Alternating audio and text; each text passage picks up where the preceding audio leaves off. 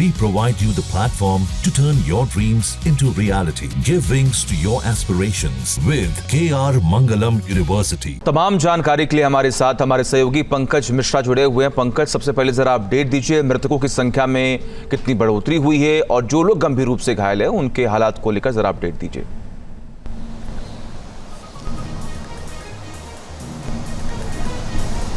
देखिए, इस वक्त मैं सिविल हॉस्पिटल में ही मौजूद हूं और सिविल हॉस्पिटल के ये मॉर्चुरी के पास मैं इस वक्त मौजूद हूं। मैं आपको सीधी तस्वीर दिखा रहा हूं। कुछ देर पहले ही जो डीएनए सैंपल लिए गए हैं उसका एक जो एम्बुलेंस है वो यहां से रवाना कर दिया जा चुका है, जबकि दूसरा एम्बुलेंस जो है वो अभी भी यहीं पर आप देख पा रहे हैं कि अभी पर यहीं पर दूसरी एम्बुलेंस लगी हुई है। तो अभी फिर से एक बार जो है अंदर से डीएनए सैंपल के साथ जो है एक पूरा एक बॉक्स जो है वो निकाला जाएगा और फिर यहाँ से ये एम्बुलेंस जो है वो आगे फॉरेंसिक की तरफ बढ़ेगी। तो कहीं ना कहीं लगातार जो बात कही जा रही थी कि जो बॉडीज़ अंदर हैं उनकी शिनाख्त जो है वो नहीं हो पा रही है, लिहाजा परिजनों को शव देने के लिए डीएनए सैंपल लिया जाना था और तो डीएनए सैंपल जो है वो अंदर लिया गया है। डीएनए सैंपल लेने का काम जो है वो पूरा हो चुका है और अब तक करीब 290 शवों को बरामद किया जा चुका है, इस तरह की जानकारी आ रही है। सबसे हैरान कर देने वाली बात है कि ये हादसा इतना बड़ा था, इतना भयावह था कि ये जो सिविल हॉस्पिटल है इस इलाके का सबसे बड़ा हॉस्पिटल है और यहाँ की जो मॉर्चुरी है उसकी कैपेसिटी 150 शवों को रखने की है।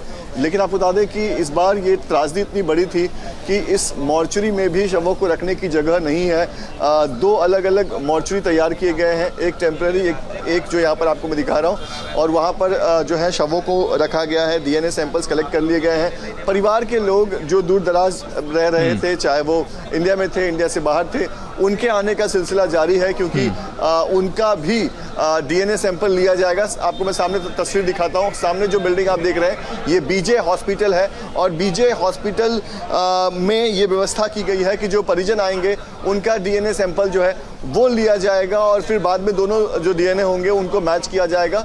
तो ये प्रक्रिया जो है इस वक्त जारी है। आज खुद प्रधानमंत्री जो है वो यहाँ पर पहुँचने वाले हैं, उसको लेकर यहाँ पर सुरक्षा जो है वो बेहद टाइट दिखाई दे रही है।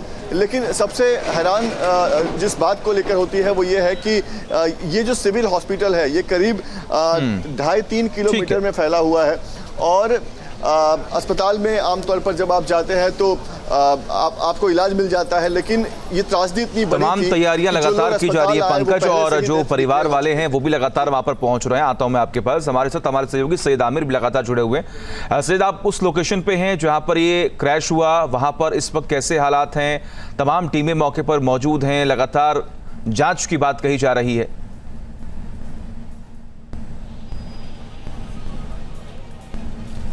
देखिए, अभी जहां पर मैं मौजूद हूं इस समय रेस्क्यू ऑपरेशन कल देर रात में जो है वो खत्म हो चुका है, यानी कि रेस्क्यू अब नहीं होना है। यानी बिल्डिंग में अब ये तय हो चुका है कि कोई अब मौजूद नहीं है, कोई भी बॉडी या फिर कोई घायल इस समय मौजूद नहीं। तस्वीरें आपको दिखाते हैं, यहाँ पे क्रैश साइट के बिल्कुल करीब हम मौजूद हैं और यहाँ से अब आपको हम वो तस्वीरें दिखा रहे हैं कि रेस्क्यू ऑपरेशन के बाद किस तरह के हालात जो है वो बने हुए हैं। यहाँ पे आप देखिए कि चारों तरफ बैरिकेडिंग कर दी गई है। मीडिया भी इस समय जो एग्जैक्ट लोकेशन है वहां से इस समय हम लोग उस जगह से दूर हैं, लेकिन यहाँ पर से जो बिल्डिंग आपको यहाँ पर दिखाई दे रही है ये दरअसल वो हॉस्टल्स की बिल्डिंग है। कल रात में हम लोग इसी जगह पे अंदर की तरफ गए थे, क्रैश साइट के अंदर, जहाँ पे हमने दिखाया था अंदर से तस्वीरें कि किस तरह की सिचुएशन है। लेकिन अब जो है जांच का विषय शुरू हो चुका है। अलग अलग जांच एजेंसियां जो हैं अपने अलग अलग तरीके से जांच कर रही हैं। डीजीसीए की कल जो टीम आई थी वो यहाँ पर पहुंची हुई थी,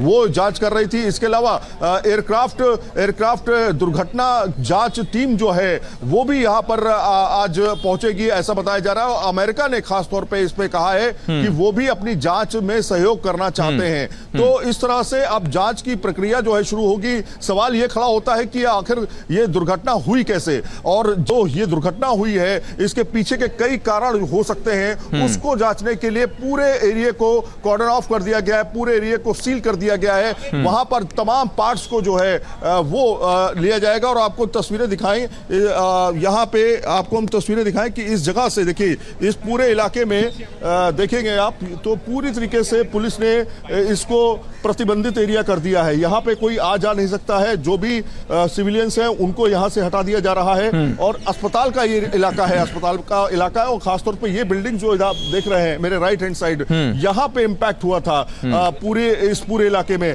तो अब फिलहाल जो है रेस्क्यू ऑपरेशन खत्म हो चुका है, लेकिन अब जांच का टाइम है। प्रधानमंत्री नरेंद्र मोदी जो है वो पहुंचेंगे, बताया जा रहा है, जो सूत्र बता रहे हैं कि इस दुर्घटना स्थल पे वो पहुंचेंगे और देखेंगे और जो घायल हैं उनसे भी मुलाकात करेंगे, ये भी माना जा रहा है। लेकिन अब जो है पूरी तरीके से इस एरिया को सील किया गया है। जी सैयद, जिस ब्लैक बॉक्स का लगातार जिक्र हो रहा है कि उसको भी बरामद कर लिया गया है, क्या उसको लेकर कोई अपडेट सामने आई है कि जानकारी मिल पाई हो कि आखिर यह हादसा क्या हुआ, इस हादसे से पहले पायलट्स ने क्या बातचीत की है, क्या कोई ऐसी जानकारी आपके पास?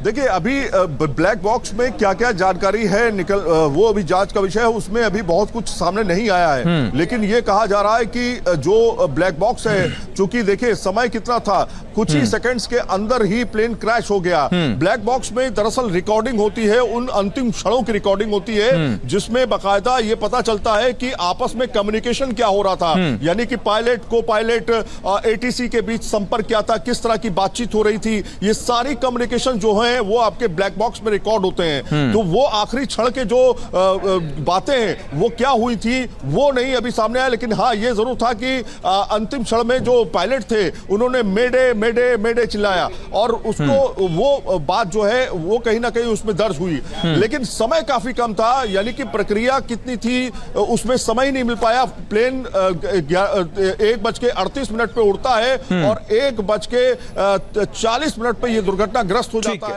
जहाँ भक्ति है हर शब्द में, कथाओं में छिपे हैं दिव्य रहस्य, और ज्योतिष देता है जीवन को दिशा। धर्म से जुड़ी हर बातों को जानने के लिए हमारे चैनल स्तुति को सब्सक्राइब करें। चैनल पर जाने के लिए इस लिंक पर क्लिक करें।